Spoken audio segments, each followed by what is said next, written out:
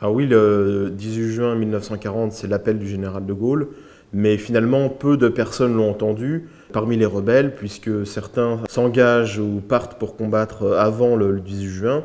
Et en France occupée, par exemple, les résistants n'apprennent l'existence de l'appel que quelques mois plus tard.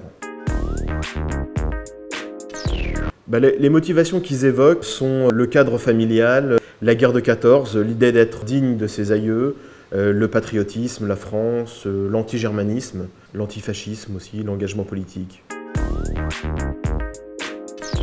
Alors il y a deux grandes catégories. Il y a ceux qui s'engagent militairement, veulent continuer la guerre, donc vont en Angleterre et s'engagent dans les forces françaises libres. Et ceux qui, ne pouvant pas ou ne voulant pas quitter le territoire national, s'engagent dans la résistance.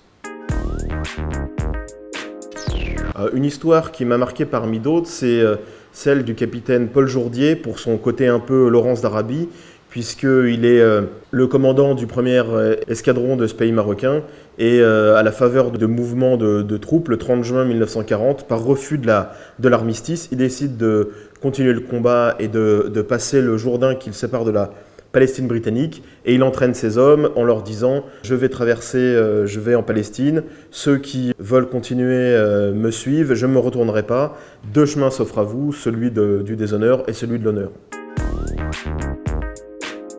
Un objet qui me plaît dans l'exposition, c'est le pavillon des forces navales françaises libres, puisque c'est le premier pavillon à être frappé de la croix de Lorraine. Et il a été fait en Angleterre en juillet 1940. Il y en a eu 6, et on en présente un dans l'exposition. Et on sait ensuite ce que va devenir la croix de Lorraine comme symbole au départ des FNFL, puis de la France libre et de la résistance en général. L'insoumission.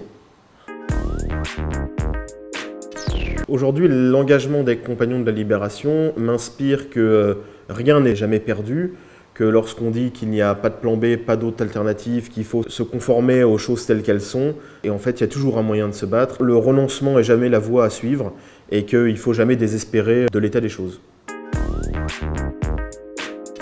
Mon général, réveillez-vous, ils sont devenus fous.